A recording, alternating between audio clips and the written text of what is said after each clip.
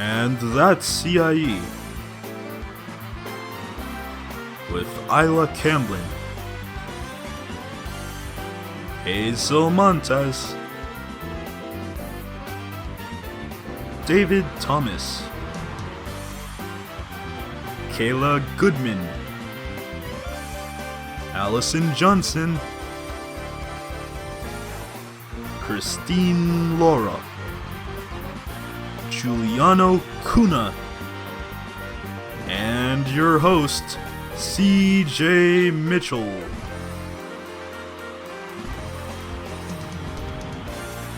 And now, on to the weekly roar.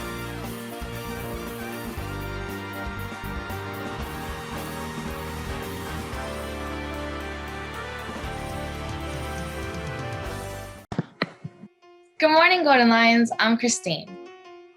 I'm Tyler, and here's how this week's events unfolded. So to start off, this week's most popular event was the Super Bowl. Which comprised of Tom Brady playing against a bunch of bums and Mahomes. Tyler, they weren't bums. They just weren't playing good. Brady basically carried the team, and the Mahomes team just kind of danced around. I mean, yeah, Mahomes tried his best, but he looked like a little chicken without a head. At the end of the day, Brady's the GOAT. 7 rings going off of 8. I mean, I guess he's the GOAT, but like somebody else can take the spotlight now. He's been talking about retirement. Mahomes taking the spotlight? Yeah, looks on everything. It'll be a little crush on him. Okay, anyways, some other news are Daniela Monet, otherwise known as Trina from Victorious, is preggers with her second child. Girl from the School of Arts. Speaking of art, there's a lot of controversy surrounding North's art. To be honest, I really do think it's hers. Like, she has some of the richest parents, so she's probably going to the best schools in the country. I mean, yeah, it's not so hard to believe. I mean, both Kim and Kanye have an artistic side. So. Kind of sucks how they're getting divorced, though. I mean, at least that leaves a little chance for me. Okay, whoa. Take it down a notch. They're a power couple. That's on period. Okay, that's all we have for you guys this week. Tune in next time. Bye.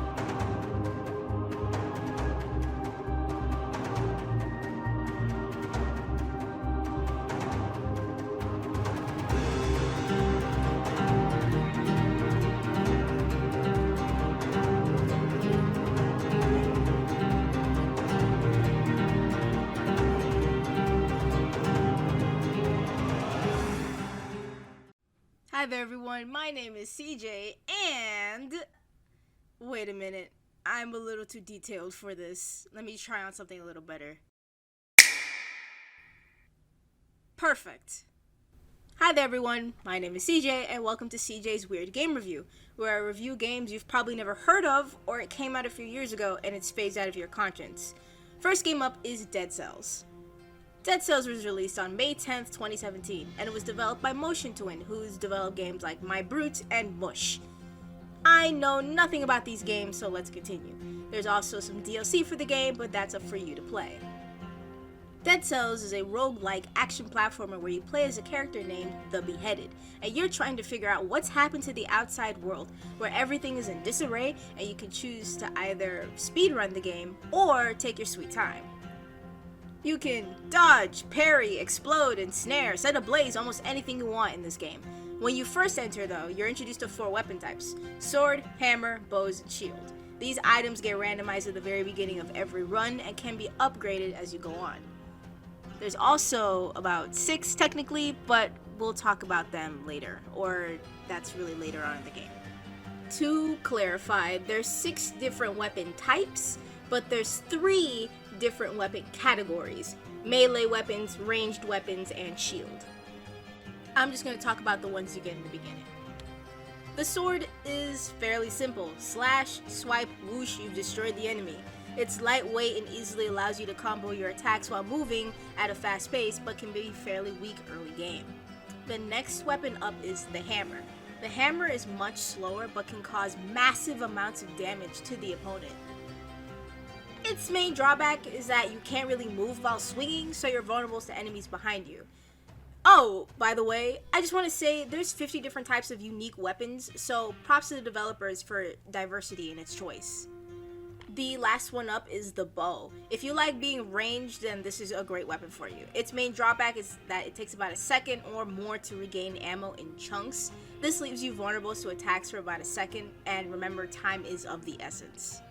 I do understand I did say the shield as one of the weapons that you can use, but it depends on the type of shield that you use.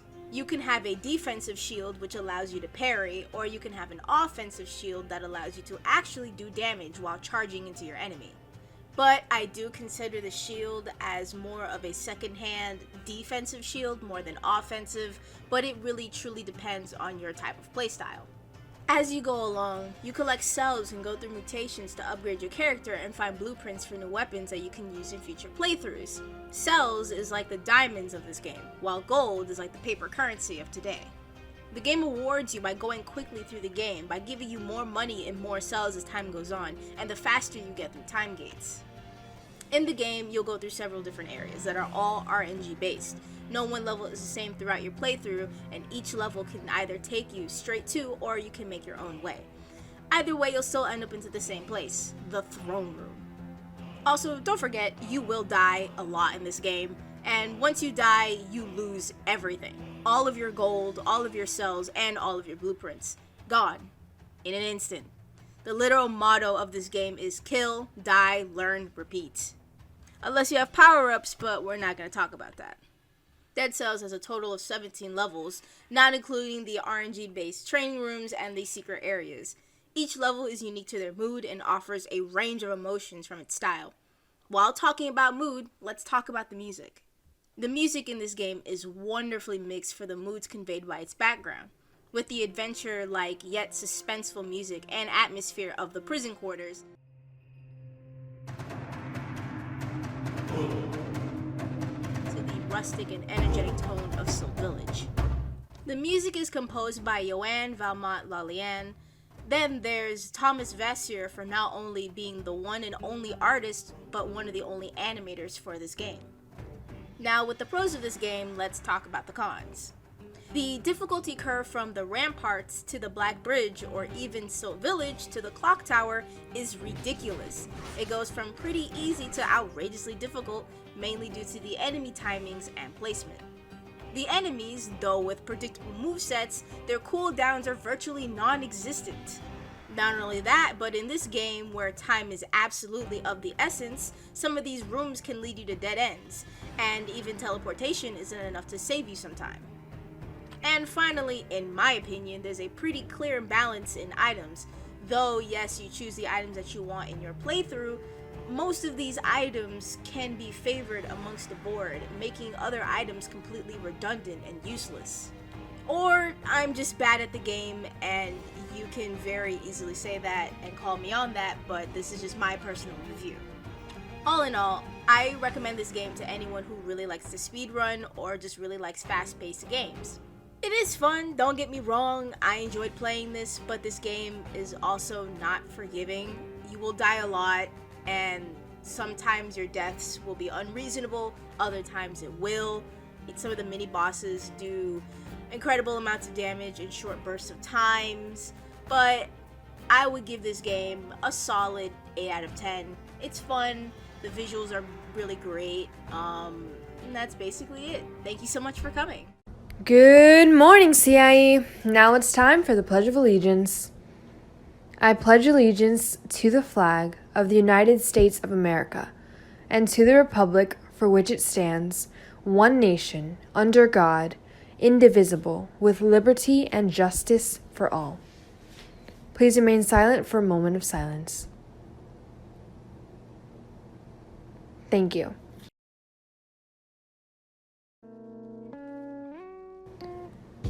For our golden polls, this week's poll is all about hobbies, so make sure to sign that. Juniors, it is your time to shine. The commencement of your senior year is approaching, and it is time to start preparing for college. You should have all received a link to register for SCORE from Ms. Garcia. SCORE is a website that is used to track and send all of your future college application requirements. It is mandatory that you activate your SCORE account in order for Ms. Garcia to help you apply for colleges next year. If you did not receive the link, please email Ms. Garcia at jgarcia@ciecambridge.org. The theme for the Values Matter for March is cooperation. Working together for a common goal is how we show cooperation. Join the Cooperation Challenge for a chance to win and be recognized by the Miami Dolphins. Sign up for the next NACAC Virtual College Fair taking place on March 21st. Don't miss these one-day events. Drop in on Zoom sessions offered by hundreds of colleges to learn about student life, majors, financial aid, scholarships, and much more. Plus, text chat with college counselors for answers to all of your questions. Sign up now to explore your options and pursue your college dreams. And that's CIE.